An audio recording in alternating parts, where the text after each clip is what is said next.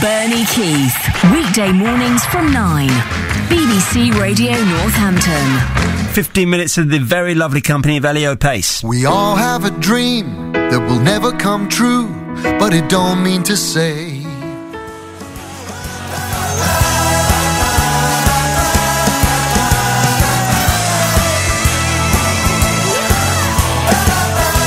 he's a friend of this show. Well, I think he's a friend. I'll find out in a minute when I ask him for a tenner, won't I? With that new song, which is bang on for the Olympics, bang on, the glory days. It's the very fine Elio Pace. How are you, my friend? Hello, Bernie. I'm very, very well. Lovely to speak to you again. This is a song written for a movie, isn't it? But you've injected new life into it. Yes, we originally wrote this song just as a standalone song, really, but there was a football film that came out back in 2010 called The Shouting Men, and it was about the Gillingham football fans following their Gillingham Football Club. It was a comedy who were played... It would need to be, wouldn't it, following Gillingham? Exactly. Either that or a tragedy, one of the two. That was the point. It was about 12... It was, exactly. There was about 12 supporters who travelled up to see their team play Newcastle in the FA Cup final. Fictional, but funny. It was a road movie. And this song really summed up the dream. So it got onto the closing credits of the film. And then earlier this year, what with everything coming up in this summer, with this incredible summer of sport, lots of people were saying to me, both personal and professional people, saying, you should really think about putting this song out. Why is it not the, official theme for this and that? And I said, well, you know what? And let's put it out. So we remixed it from scratch, the brand new version of it. Now, why did you do that? Was the way that you did it first not what you were hearing in your head when you put the thing together? Was that it? I'm afraid to say, yes. There were time constraints when the original song was mixed. That, I don't know if you know anything about the movie business, but, they ask you to do something and then they call you 15 minutes later and say, actually, we needed it yesterday. Yes. Sorry.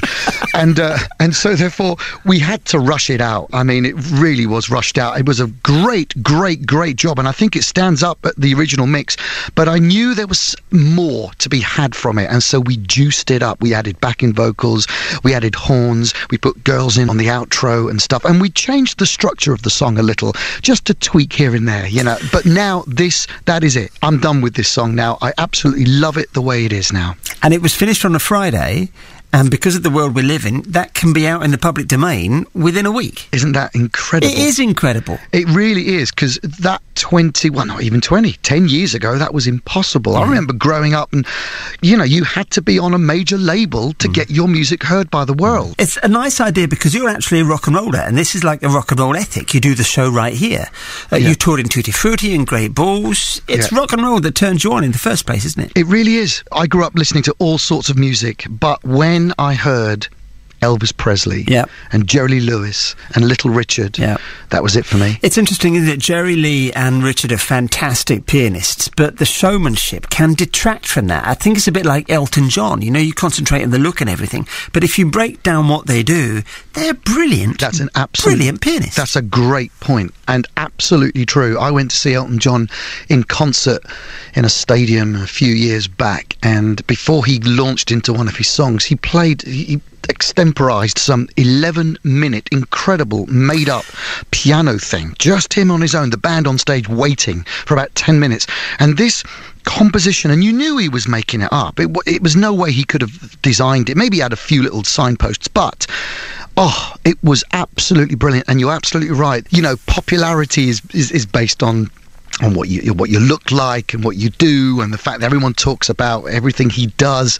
They don't really talk about music. I think Elton himself, though, is a little bit to blame for that, because he very rarely just straightforwardly talks about music. No, he's a comedian, isn't he? And he does all that kind of stuff as well. And when you go on stage dressed as Donald Duck, you're asking for it, really, aren't you? And none of them really acquitted themselves terribly well in the Jubilee concert. I think there were sound problems that they had in their earpieces. So people like Elton and Claire from McCartney. But now there's this big controversy of should McCartney, now he's suddenly sounding 70, stop. Do you think he should? No. I don't either, because to me we're in uncharted territory. These rock and rollers have never been 60, 70, 75. Yes, in right. Chuck Berry's case, 80 before. And they still want to do it. Why shouldn't they do it? And Jerry Lee Lewis, he's still touring. Yeah. He's still doing it. And I believe Elvis would still have been doing.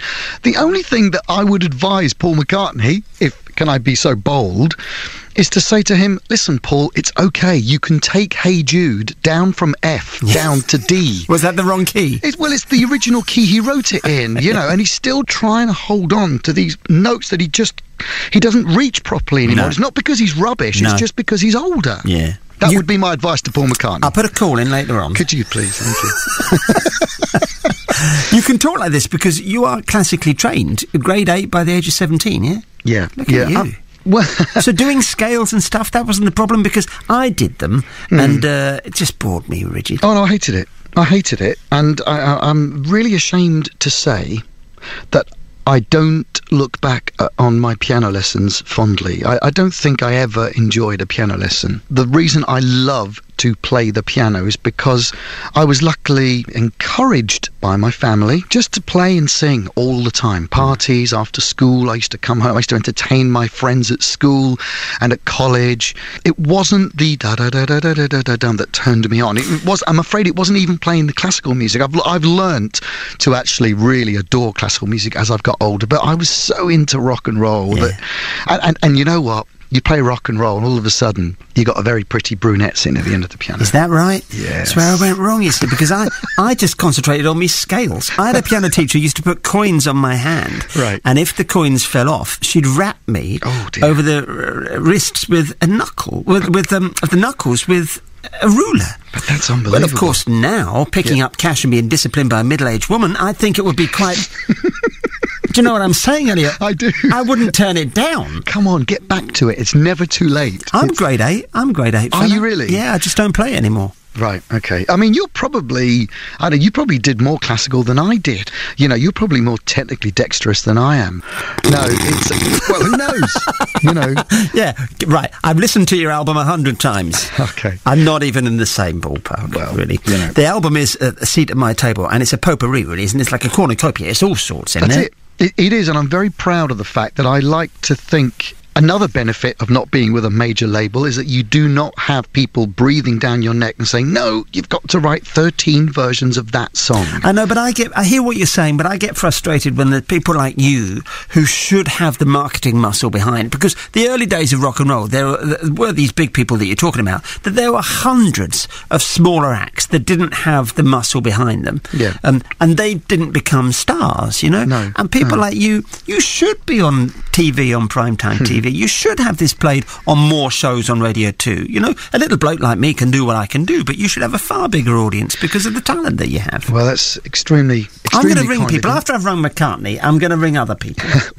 Maybe Boris Johnson. Yes, if you would, please. I really appreciate that very much. But also I feel like I'm not one of those people that can actually complain, because there are thousands of us out there, and I have been...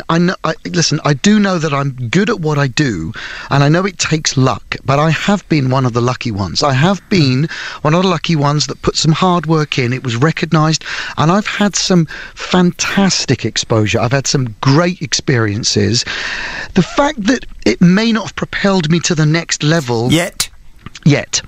Exactly. Who knows what is around the corner? And you're going to be touring, I hope, this year. You've done Holland, did a gig in Holland. You flew out from Southend. I never knew there was an airport in Southend. Oh, it's fantastic. Was that like a shed with like a Vauxhall Viva jump starting a few little Fokkers? Is that what it is? Can you say that on the radio? It's a plane. Go with it. It is a plane. It was a shed, but actually it's become a really nice, tidy little, lovely, small, lovely little airport. I would recommend you to go from there as much as you can before they expand it. There's one cafe, there's one conveyor belt there, it's just really sweet, clean, tidy, and really quick. Yeah, but where do they fly out to? Because I can't just go back and forth to Amsterdam, although there was a time in the 90s when I was. No, well, I don't know. I mean, I've got to keep up with you, haven't I? Let's be honest. I flew out to Amsterdam. I don't know I think there are only 2 airlines that fly out there. I love it. That's fantastic. That's what you want from an airport. It's fantastic. It is great. So you're going to be touring more, because the trouble is with your music, you need quite a costly band, don't you? I've stripped down the band, the one that you've mentioned, Radio 2, so we can mention Radio 2. You know, I did the Weekend Wogan show. Yeah, you were with Terry, so if people recognise the name Elio Pace, that's where you were his house band. That's right, exactly, which was an amazing job to be given. And I was featured artist on that show for a whole year, 3 songs every single week for a year. Come on, I mean, that's a dream job, and I absolutely loved it, and I appreciated being given the opportunity. But taking that 11-piece band on the road, which I did at the beginning of 2010 for the very first time in all my career, after spending so much time playing for other people and musically directing other people, the first time I ever went out actually and did a tour of my own material was only 2 years ago.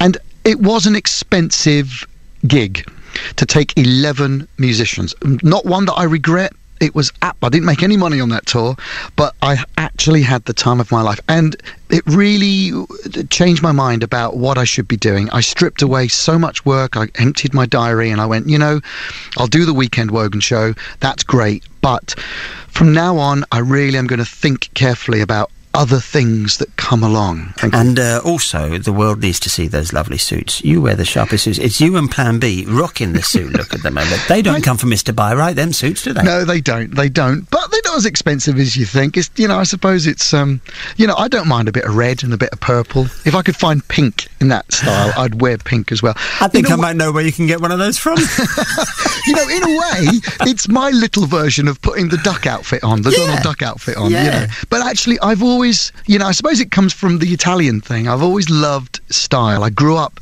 with a stylish family, and I suppose I'm influenced by that, really. I think I might have been Italian in another life, because I like passion, I like food, I like music. Right. I've got everything there. You are. It's just I was born in Plimpton. I don't understand it.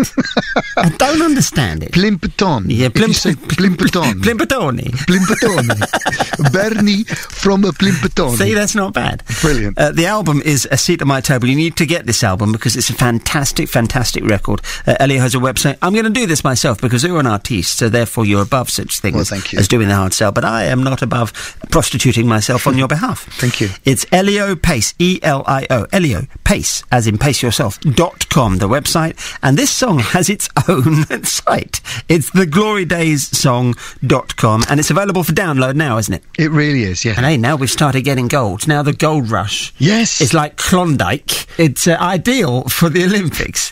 And we'll play a track from the album. It's always really, really nice to catch up. You're a lovely man, Elio. Thank you very much. So are you, Bernie, and good luck to you. Thank you very much.